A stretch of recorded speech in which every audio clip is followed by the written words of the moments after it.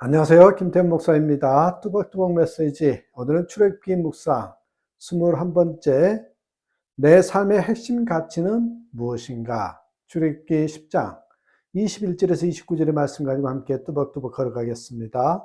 오늘은 이제 9번째 흑암 재앙입니다. 흑암 재앙을 통해서 하나님께서 말씀하고자 하는 것이 무엇일까요? 바로 오늘은 하나님과 이 바로를 서로가 원하는 것이 무엇인지를 대조적으로 보여주는 것입니다. 첫 번째, 하나님이냐, 태양신이냐. 우리 인생의 핵심 원리를 하나님께 두고 살아야 한다라는 것이 21절부터 23절에 나옵니다. 이 바로왕의 인생의 핵심 원리는 태양신인 라신을 두고 사는 사람입니다.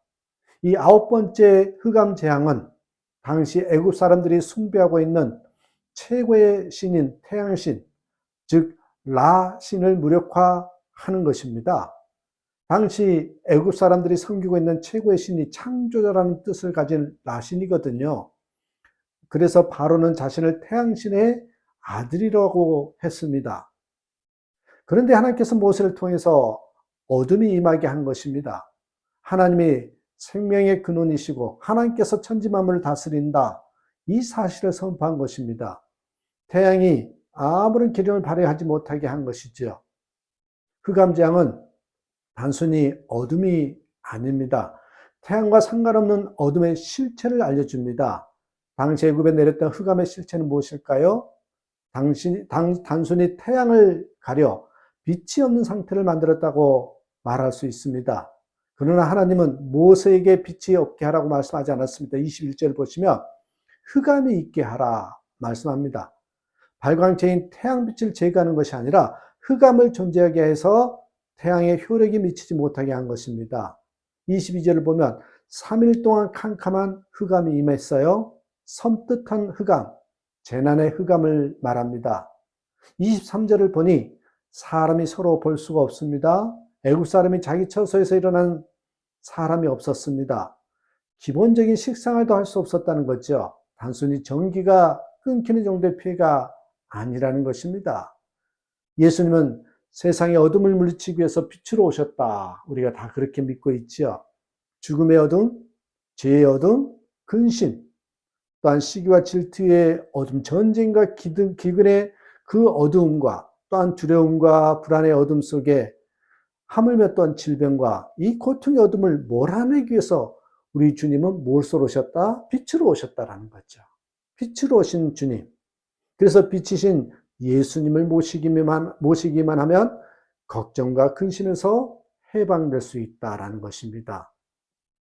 여러분, 타락한 어거스틴이 이 빛을 받으니까 새 사람이 되었죠. 방탕하게 살던 부시가 이 빛을 받으니까 새 사람이 되어 대통령까지 되었습니다. 깡패대장이었던 김익두가 이 빛을 받으니까 목사가 되었죠. 이 빛을 받으면 나라의 어둠이, 가정의 어둠이 샥 물러갑니다. 자, 두 번째는 하나님이냐 돈이냐입니다. 우리는 핵심 가치를 하나님을 섬기는 것에 두어야 된다라는 거죠. 그게 24절에 나와요. 근데 바로는 핵심 가치를 돈에 두고 사는 사람입니다. 자신이 섬기던 태양의 신, 라신이 흑암 앞에 아무 소용이 없자 바로는 모세에게 협상안을 내놓았습니다.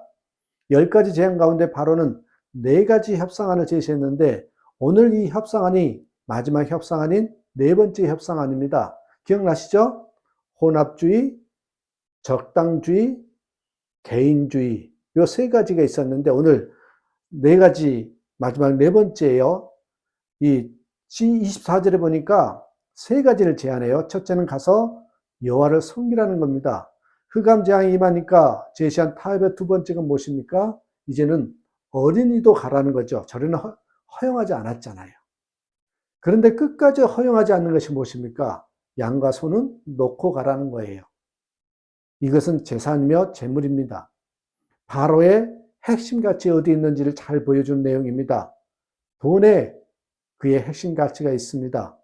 신앙생활을 잘 하려고 하면 사단이 끝까지 우리를 유혹하고 올무로 잡는 것이 무엇인지를 보여주고 있습니다. 오늘 이 시대에 가장 강력한 힘을 가진 것은 재물이라고 합니다. 리펑이 지은 부자들의 좋은 생각, 좋은 습관에 이런 이야기가 나옵니다. 아버지와 아들이 강가에서 산책을 하고 있었어요. 그런데 아버지가 그만 발을 헛디뎌서 강물에 빠지고 맙니다. 하지만 아버지는 수영을 할 줄 몰랐기 때문에 물속에서 사람 살려 하고 외치면서 허우적거려요. 그의 아들도 수영을 못해서 아버지를 구할 엄두도 못 내고 강가에서 발만 동동 구르고 있었어요. 때마침 맞은편에서 젊은 남자가 걸어오더래요. 아들은 급히 남자에게 뛰어가 부탁을 했습니다. 저희 아버지가 물에 빠졌는데 좀 도와주세요. 남자는 상황을 한번 쑥 훑어보더니 내가 만약 당신 아버지를 구하려 물속에 들어가게 되면 내 옷이 모두 젖을 겁니다. 그러니 100달러를 준다면 당신 아버지를 구해주겠어. 상식적으로 생각할 때 이런 경우 대부분 돈은 얼마든지 상관없으니까 어서 저희 아버지를 좀 구해주세요 라고 하지 않을까요? 하지만 아들은 이렇게 말했습니다. 100달러는 너무 비싸요. 70달러로 합시다. 이렇게 두 사람이 가결흥장하고 있을 때 물에 빠져 허우적대던 아버지가 아들의 말을 듣고 있다가 큰 소리로 말했대죠. 뭐라고 이 망할 녀석아? 얼마를 주겠다고? 50달러면 충분해. 그 정도면 충분하다고. 들으셨죠? 50달러 해주시면 안 되겠습니까? 아들이 그렇게 말하니까 그 사람이 그렇게 이야기하니 그럼 내가 가서 50달러에 당신 아버지 구해줄 사람이 있는지 찾아보도록 하지요. 여러분 남자는 이렇게 말하고 그것을 떠났습니다. 아버지는 그대로 물에 잠겨 죽고 말았답니다. 예수님은 돈의 위력을 이렇게 말합니다. 한 사람이 두 주인을 섬기지 못할 것이니 혹은 이를 미워하며 저를 사랑하거나 혹은 이를 중히 여기며 저를 경히 여김이라. 너희가 하나님과 재물을 겸하여 섬기지 못하느니라. 마태복음 6장 24절에서 분명히 합니다. 재물과 하나님을 동등한 레벨에 놓고 설명하고 있습니다. 모세를 보십시오. 이때 모세는 어떤 태도를 취합니까? 25절에 보니 단호하게 말씀하죠. 여호와께 드릴 희생과 번제물을 달라고 합니다. 먹고 살 것이 아닙니다. 우선순위가 하나님께 드릴 제물입니다. 먼저 그의 나라와 그의 의를 구하는 신앙이죠. 우선순위가 분명한 신앙입니다.